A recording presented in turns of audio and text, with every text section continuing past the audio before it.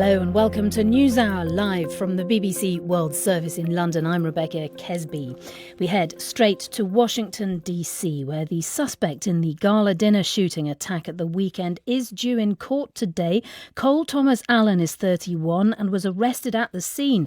He's from California and allegedly made his way to Washington via train ahead of the White House Correspondents' Dinner, where President Trump was the guest of honour. The First Lady, the Vice President and most of the senior cabinet members were also there.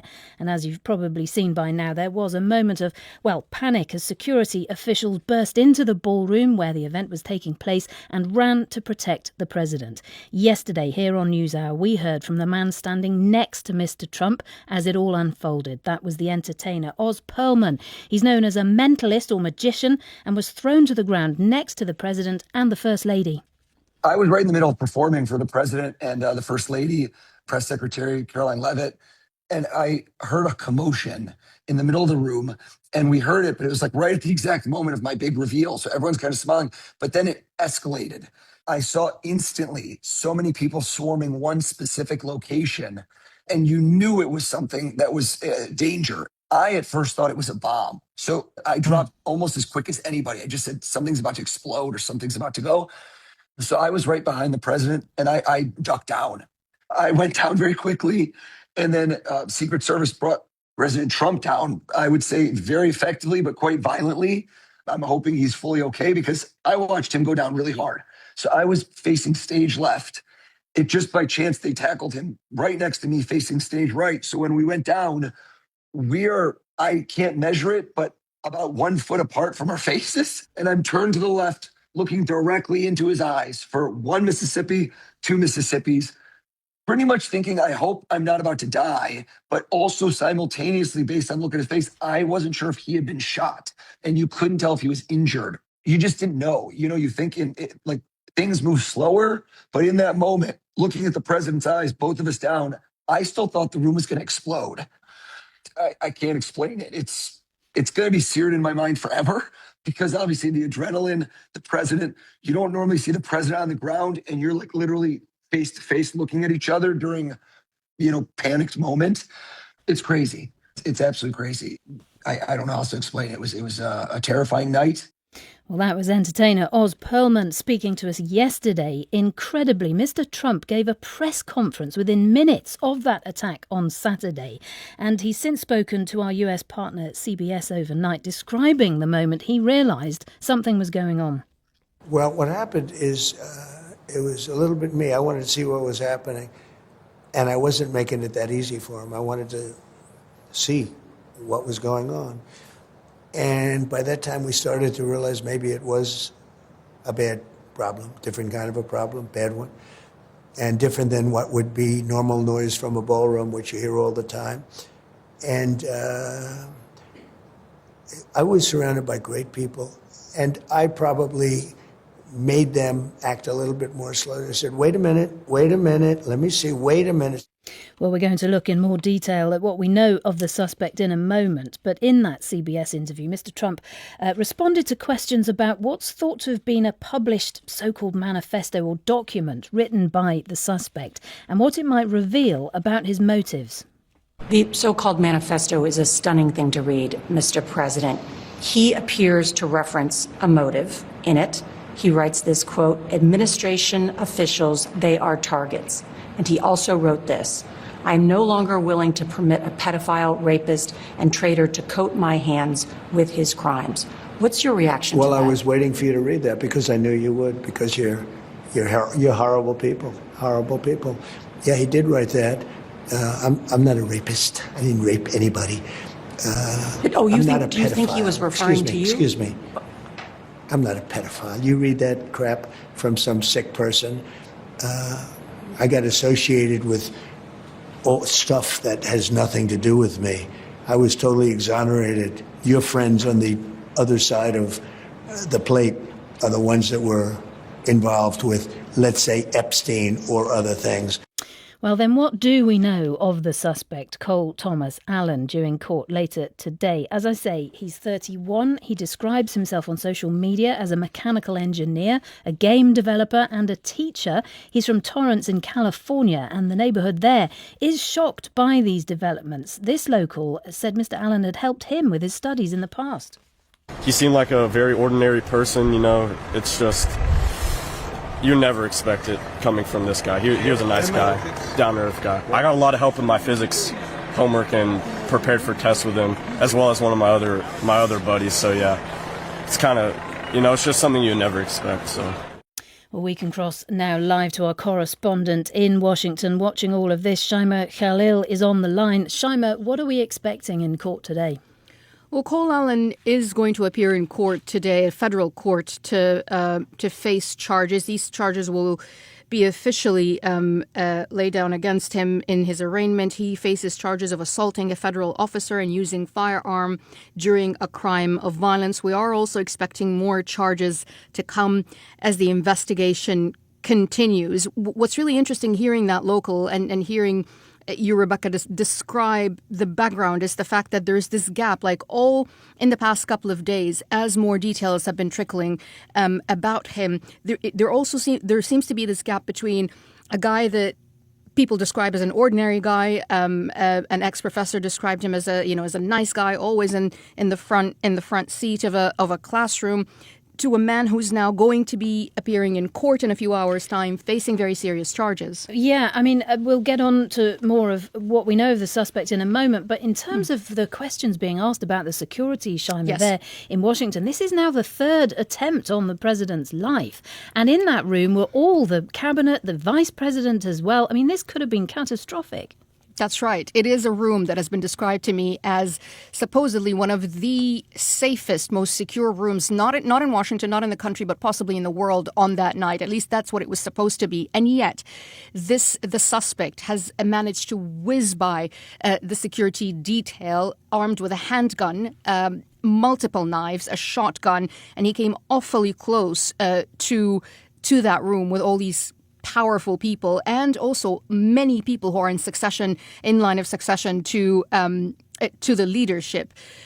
What's interesting is that when you hear, for example, from the head of the Secret Service, from the president himself, they say that the way that the night unfolded meant that the security plan, the multi-layered security plan, as they described it, worked because he was apprehended really quickly. The officers acted within seconds. He was prevented from going into the room, and then he was taken. But at the heart of this is still a question of how in the world was he able to travel, to stay in the hotel, because he was staying in the hotel in the days leading up to this, and then get as close as he did to that ballroom.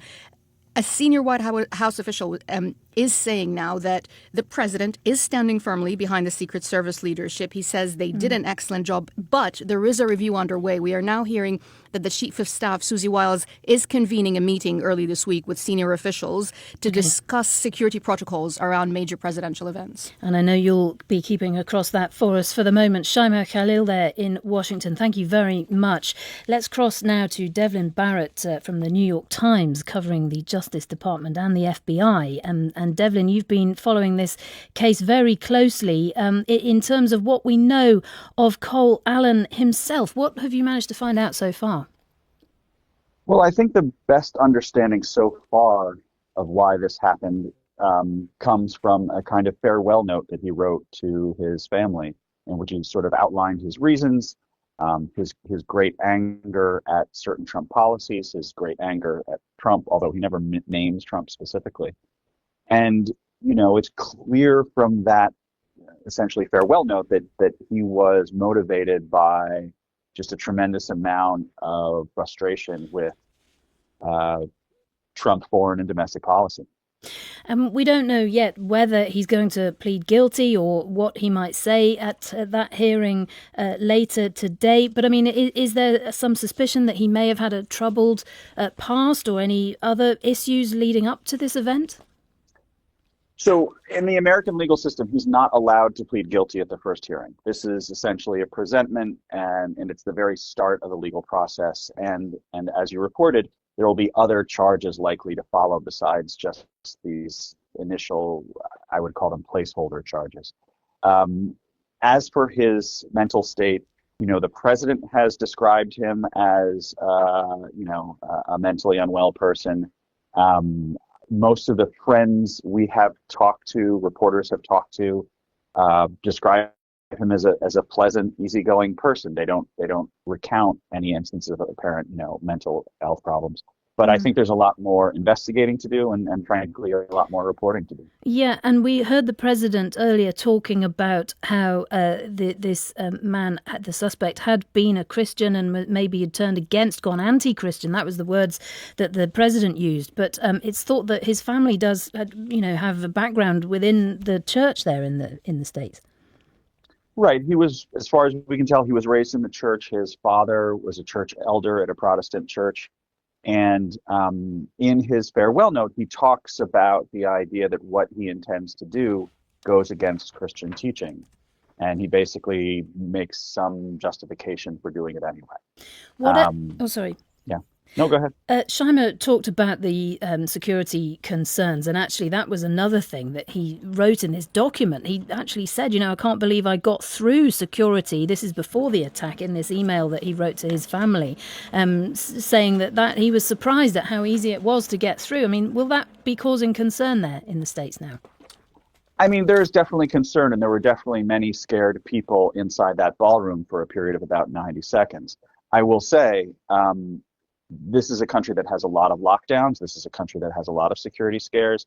And that gunman, I think it's sometimes lost in the discussion, that gunman never made it onto the floor where the event was being held. So I think from a security point of view, we've talked to a lot of former Secret Service people who say, look, this system worked as designed. You can design it differently, but that's not to say that there was a failure in what the system was designed to do, because it did what it was designed to do. Right. Nonetheless, though, as we mentioned, this is the third attempt potentially on the life of the president. And there's been obviously the shooting of Charlie Kirk last year as well. Various other attacks have happened. Is there a sense that political violence is becoming more normal, actually, in the United States at the moment? It's certainly very unusual for a president to have this many attempts on his life. And I would argue there's actually that counting you described, while accurate, actually misses. 2 months ago, a man with a shotgun was stopped and killed at the entrance of Mar-a-Lago. So arguably there's been 4 attempts. That's true. Yeah. It's a very disturbing thing. It's obviously people are greatly worried about it, both, in the government and, just the public. Okay. But we live in a time of security dangers and threats. Good to speak to you, Devlin. Thank you so much for joining us live. That's Devlin Barrett there from the New York Times. Still to come, the new research showing how infrasound from pipes or boilers could make you think you're actually being haunted. The lovely thing about this recent experimental work in Canada, it's a controlled way of showing that not only our mood can be affected as a result of presence of infrasound, but it also increases our levels of cortisol, which is the stress hormone. Ghostbusting in a few minutes' time. Our headlines this hour: Russian mercenaries supporting Mali's ruling junta say they've left Kidal together with government forces amid claims by separatists and jihadists to have recaptured the northern city. And the commander of Ukraine's drone forces has told the BBC they're killing as many soldiers as Moscow can mobilise every month. More on that to come later this hour.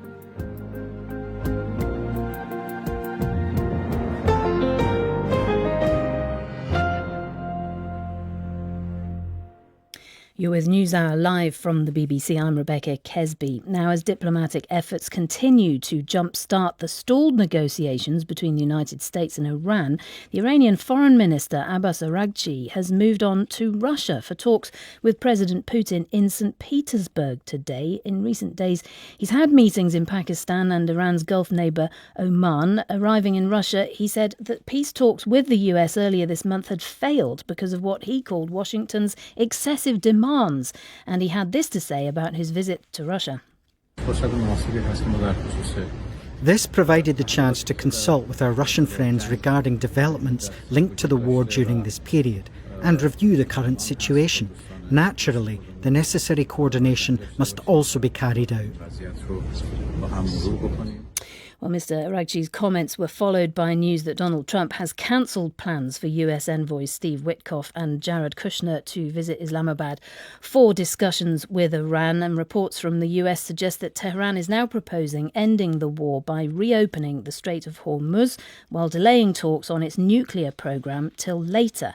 Let's cross now live to Nicole Grajewski, author of Russia and Iran, Partners in Defiance, From Syria to Ukraine, and she's also an assistant professor at Sciences Po in France as well. First of all, I mean, what do you see in this meeting today? What is likely to come of it, do you think? Well, as the foreign minister of Iran, Abbas Araghchi, stated, this was really about consulting with the Russians on not only the current state of talks with the United States or lack thereof, but also on Iran's dire needs for post-war reconstruction, where Russia will largely be playing an important role there.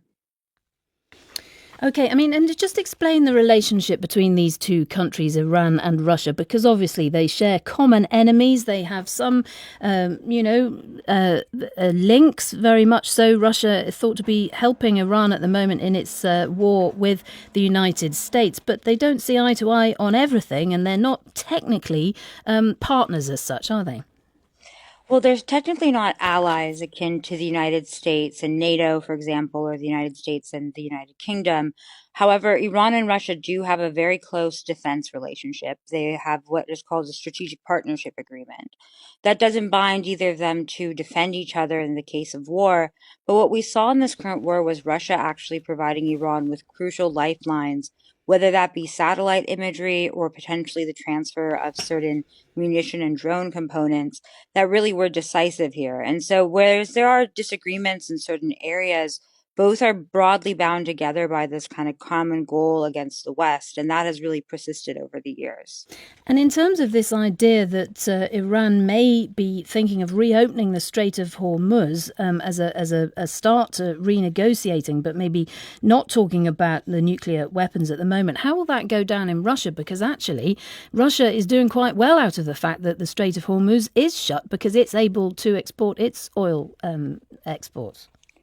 It's unclear if those reports are actually the kind of state of affairs with the current talks right now. There's been multiple leaks on this. However, for the Russians, Iran has already shown preferential treatment to certain Russian tankers through the strait. And as you mentioned, Russia has benefited from the surge in oil prices.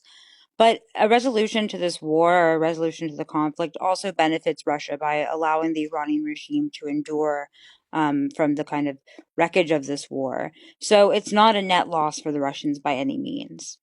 All right, very good to speak to you. Thank you so much for joining us live. That's Nicole Grajewski there, author of Russia and Iran, Partners in Defiance, From Syria to Ukraine.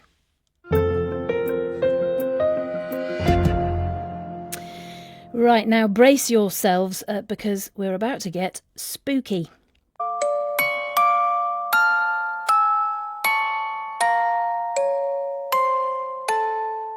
Right.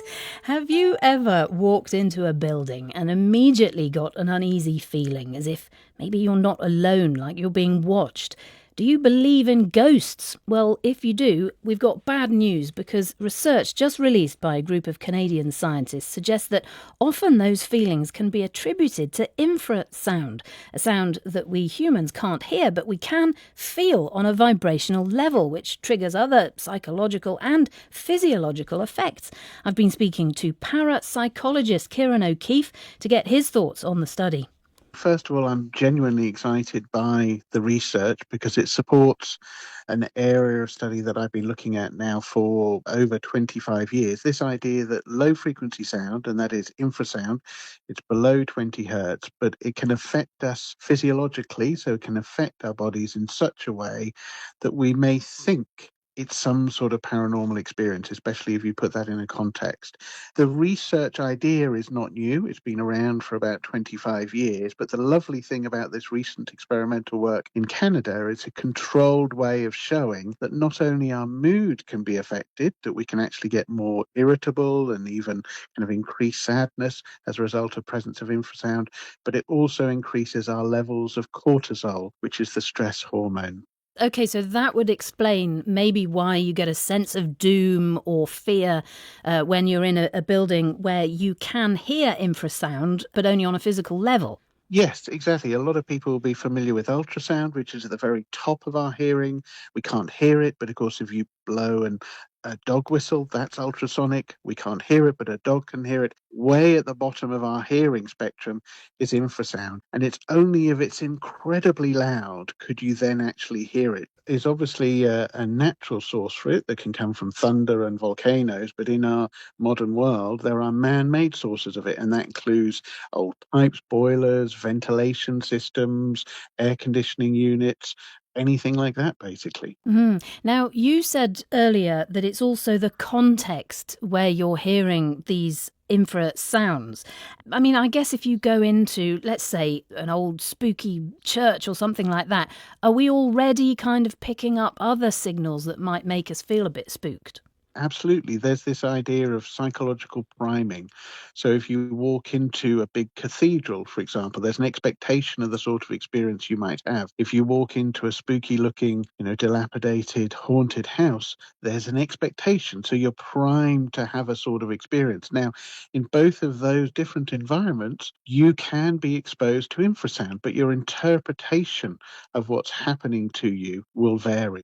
And you mentioned that you've been researching this area for many years. I think you were involved in one piece of research at Hampton Court Palace, which many listeners will know was Henry VIII's house. And if there was a house anywhere that might be full of ghosts, it might be his. Yes, absolutely. Although, interestingly, having lived in Hampton Court Palace for 2 weeks back in the year 2000, our focus was very much on this idea of psychology of priming, but also we were looking at another environmental variable, electromagnetic field. So we weren't specifically looking at infrasound, but of course, even in an old palace, there will have potentially been sources of infrasound there as well. So listeners to your BBC podcast Uncanny will know that you're very firmly in the Team Skeptic camp. But one area that you do struggle with, I think, would be the poltergeist area. This is where alleged ghosts throw things or move objects.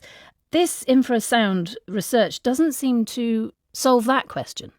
It doesn't, although interestingly you could look at it from a psychological perspective. And sometimes in my mind it's down to misinterpretation, a cup that is simply knocked off a table inadvertently and then people misreporting that. For as long as we have been telling stories, we've been telling ghost stories. You can go back thousands upon thousands of years and find examples of ghost stories, ancient Greece and even beyond then. I'm always criticized and told, well, if people are having these experiences historically and worldwide, therefore there must be something going on. Yes, there must be something going on. Could be a ghost, but as this recent research shows, it could also be something environmental and psychological. Welcome back to NewsHour. For years, Mali has been plagued by armed rebellious groups affiliated with Al-Qaeda and the Islamic State group. The country has been under military rule since 2020, but despite increased security operations, this weekend the violence flared up again with a wave of coordinated attacks across the country. In one, the Defence Minister, Sadio Kamara, was killed in a suicide bombing at his home just outside the capital, Bamako.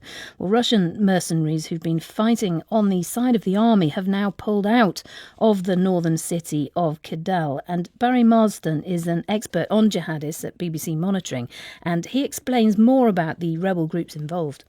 The principal protagonist here is the local affiliate of Al-Qaeda, otherwise known as Jinim, that embarked on attacks right from Bamako down in the south up to Kidal, over 1,000 kilometres away in the north.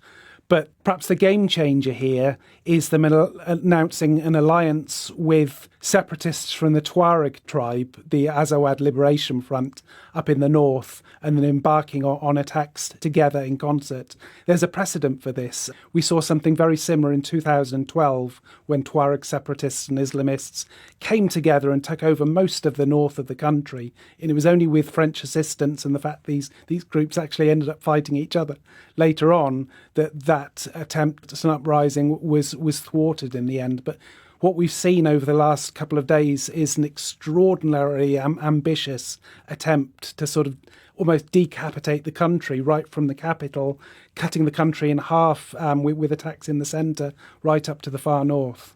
The narrative that comes from this group is that we want a state based on Sharia law, Islamic principles. But the interesting thing is that over the last few years, we've seen them really soft pedal on the global jihadist narrative and focus on local grievances. So allegations of human rights abuses by the army and by Russian mercenaries in an attempt to sort of reach out to local people. The fact that they were willing to align themselves with nominally sort of more secular groups shows a degree of ideological flexibility, and their call for the Russians to remain neutral and stay out of this conflict. Again, that's something that's notable when you're looking at jihadist groups. They're not deliberately going after foreign forces. They're telling them to stay out because this is a domestic conflict. The remarkable fact is that Jinim, they're actually far more active over the last couple of years next door in Burkina Faso, where some of the bloodiest and biggest attacks have tended to be.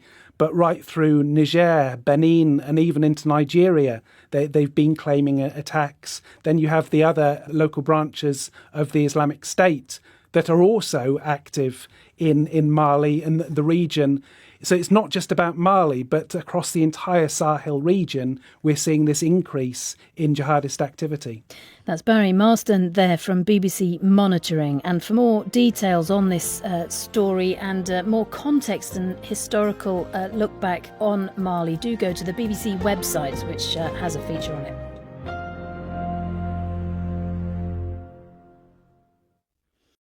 You're listening to NewsHour live from the BBC. I'm Rebecca Kesby. Now, the casualty figures of the war in Ukraine are not known. Neither side publishes detailed numbers for strategic reasons and no doubt for fear of negatively affecting troop morale. We do know from anecdotal reports, though, that the front line at various times and in various places has been brutal and very bloody. Now, the commander of Ukraine's drone forces has told the BBC that his team are killing around 30,000 Russian soldiers a month. He says they can verify those numbers. Speaking in a rare interview, Robert Brovdy told our Eastern European correspondent Sarah Rainsford that over the past few weeks, Ukrainian drones have been engaging in long-range attacks deep inside Russia, deliberately targeting Russia's oil export facilities. Mr. Brovdy said that these are legitimate targets and the attacks will escalate because the Kremlin is now able to earn what he called blood money from the oil, which it's spending on its war in Ukraine. Sarah Rainsford travelled into a secret location to meet the drone commander and some of his troops. We just pulled up by the side of a road in the middle of a field somewhere in eastern Ukraine. We've come in a convoy of soldiers and they're just getting into position because tonight they're going to be launching drones deep into Russia. The location is top secret, and Yuki, one of the soldiers, tells me they have to work fast. Our center is like a red rag to our enemy because we're bringing the war to their territory. Those drones, revving their engines, look like big toy planes. But this model can fly more than 1,000 kilometres. And Ukraine has others now that go twice that far. For weeks, they've been hitting oil facilities deep inside Russia. The team are ready now for the launch, just waiting for the signal.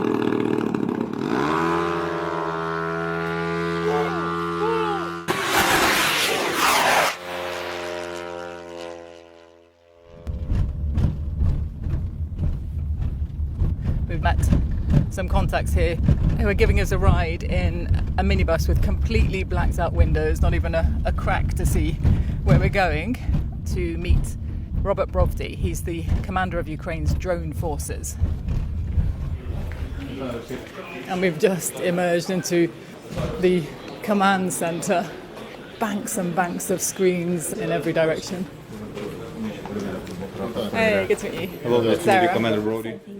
4 years ago, Robert Brovdy was a grain dealer and an art collector, more comfortable in Sotheby's than in the trenches where he's since found himself. That's where, he tells me, he first used a drone. He was under fire and needed to see where the Russian forces were, and remembered a device that he'd bought for his children. Soon, he was attaching munitions to ever more advanced drones. Brovdy now heads all Ukraine's unmanned systems forces. So there seems to be this new focus on deep strikes in Russia. Can you tell me why? What's the thinking? Putin extracts natural resources and converts them into blood dollars that they can then direct against us in the form of Shahed drones and ballistic missiles.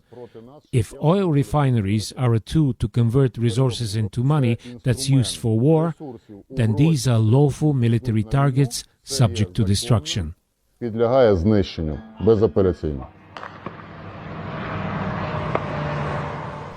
internet is full of video clips of the results. Giant orange walls of fire. Brovdy's bunker, though, displays other videos on a loop.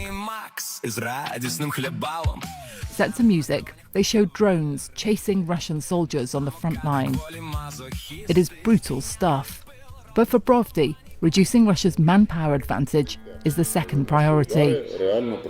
And for 4 months, he says, Ukraine has been killing more soldiers than Moscow has mobilized for the fight. 30% of all drone strikes by the unmanned forces must be against military personnel. So there's like a kill plan, basically, for Russia. Yes, you can call it a kill plan. And right now, we are exceeding that. The greatest mass killing of an enemy in the history of mankind is taking place in this room by plastic and metal drones that cost from $300 to a few $1,000s. They are the main tool of influence on the battlefield. And he tells me his drone forces have already stopped the Russians advancing along most of the front line.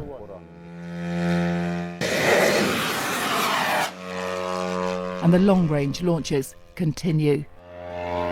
Brovdy doesn't talk of defeating the enemy, but of defending what Ukraine still holds with minimal losses to its own troops. And by taking the war to Russia with these deep strikes, he also wants to eat into Russians' morale and make more people there question the war they're fighting and Vladimir Putin, who led them there. Sarah Rainsford reporting from Ukraine.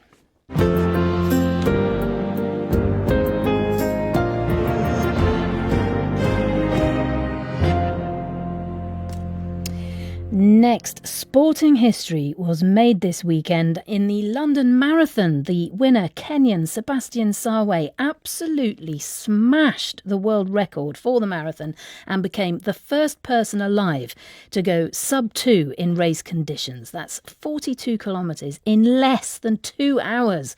Here's the moment. Now, though, it's just about him into the home straight.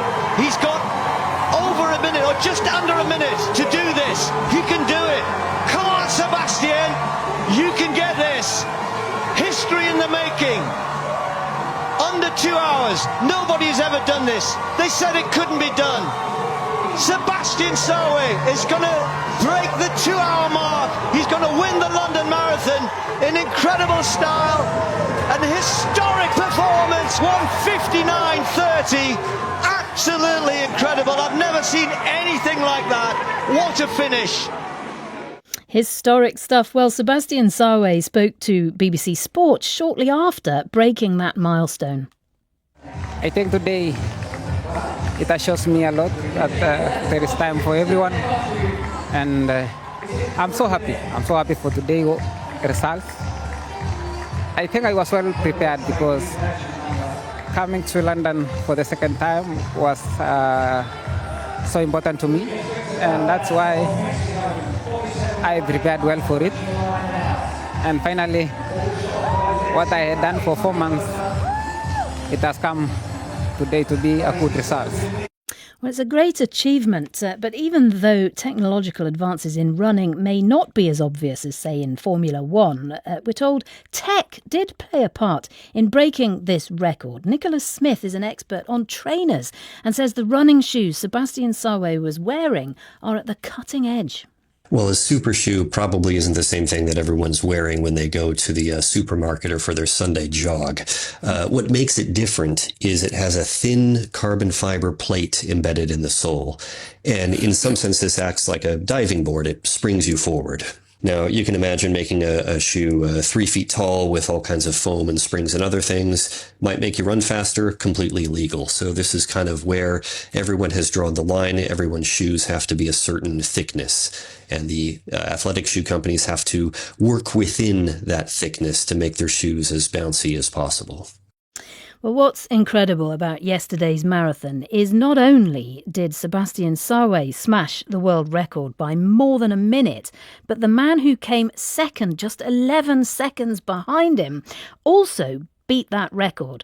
And can you believe this was his first ever marathon in competition? I've been speaking to Ethiopian runner Yomif Kajelka. So how did it feel crossing that line? Really, it's for me, it's like so surprised. All my fans, I'm not thinking like to break 2 hours, but I think it's also my dream competition. I dreamed it always. I stay in track. I dreamed to run to marathon, London Marathon. It started from London, so I ran London. I make history. I really am super.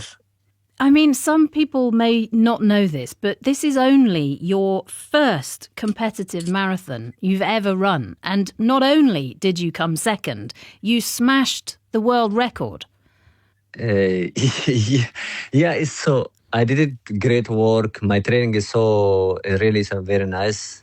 I come to this competition, but really I'm ready, but I'm not too straight, like break 2 hours. But I expect I'm too challenged some time, but like 2 or 3 something. And what do you think it was that helped you get that time yesterday? I mean, the conditions were very good. It wasn't windy. It was a sunny, pleasant day, not too hot. What was it that helped? Maybe the crowds? For me, it's yesterday weather. It's really amazing. I'm not have issue in the weather. So I'm like it. The people support me. And after 30 kilometers, only I'm in Sawe. So I follow him. So you're talking about Sébastien Sawe there, who did come first, and it was some sort of 11 seconds ahead of you. So he got all the glory for breaking the record yesterday. But you also obviously broke it, but came second. What's your plan? Do you think you can go even faster? Will you try again? Yeah, because Sawe is a very strong man. I know he's in a half marathon, also some track, but it's a marathon like Sawe, so it's never beaten in 4 times. So now I focus it for my second marathon. I'm sure 100% I'm gonna do fast time again. Yeah, I mean, I think the chances are pretty good, aren't they? For a first marathon, you're showing quite a lot of promise, really, to go sub 2 hours. Apparently, the London Marathon course is not thought to be the fastest in the world, so there could be another opportunity. But a lot's being made of the shoes that you wore. There's a lot of shoe technology going on in running at the moment. How did you feel in those particular shoes? Maybe it's the fastest shoes I've ever seen before. I'm working with Adidas like 5 years, but this one really is the fastest shoes I'm ever seen.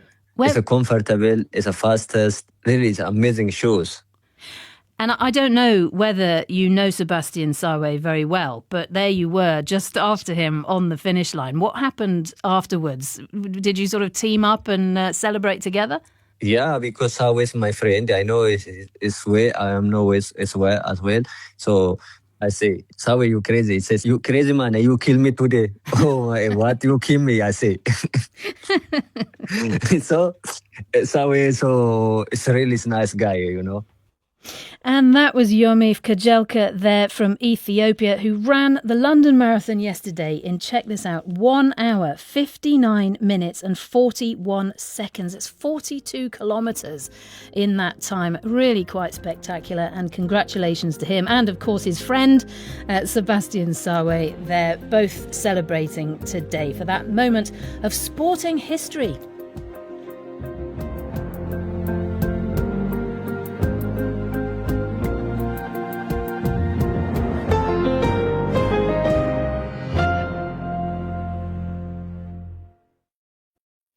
You're with NewsHour live from the BBC. I'm Rebecca Kesby. Now, later today, King Charles and his wife, Queen Camilla, will arrive in the US for a state visit. Regardless of the friendly personal relationship between the King and President Trump, the political relationship between London and Washington, well, much of Europe and Washington, in fact, is strained at the moment over Greenland, NATO, tariffs and, of course, most recently, Iran.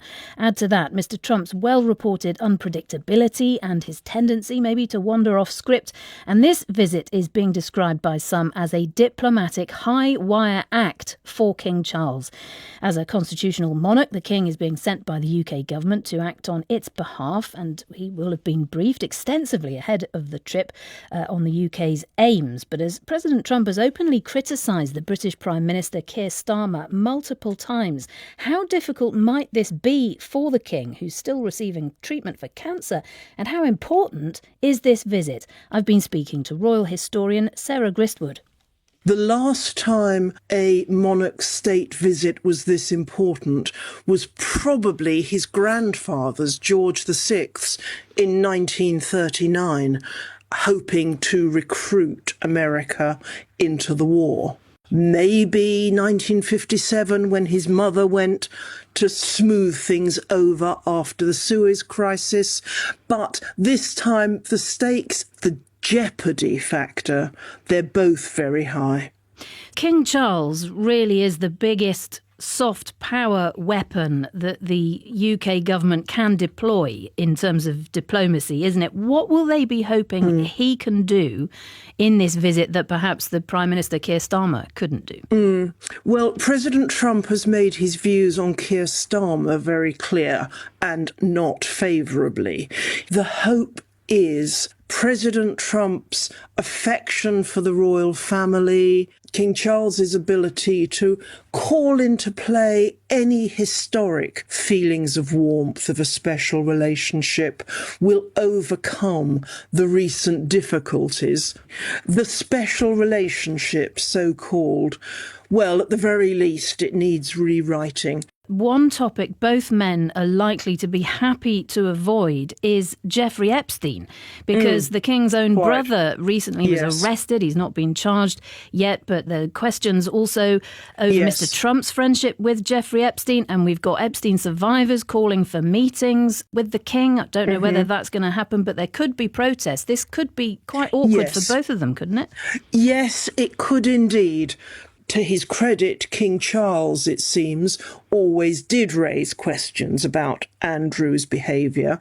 We hear it's been Prince William who's really been pushing for him and his whole family to be ever further outed. But Prince Charles, as then he was, did raise major concerns about Andrew's suitability for the role of trade envoy, concerns which were not heeded. One other problematic relative, of course, is Prince Harry. Questions in the United States over his visa. He's recently been critical of Mr. Trump's policies. He's made jokes about him. Could that be a problem for the King or Mr. Trump? Historically, America has very often been contested territory between different branches of the royal family. Go back to 1939, and even as George VI and his wife, the Queen Mother, were on their way over to America for this all-important visit, his brother, the Duke of Windsor, the abdicated Edward VIII, was making this huge broadcast about how we should all make peace with Nazi Germany.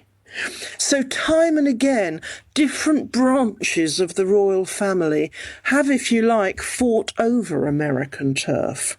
And I'd say it's usually the establishment royals who win out.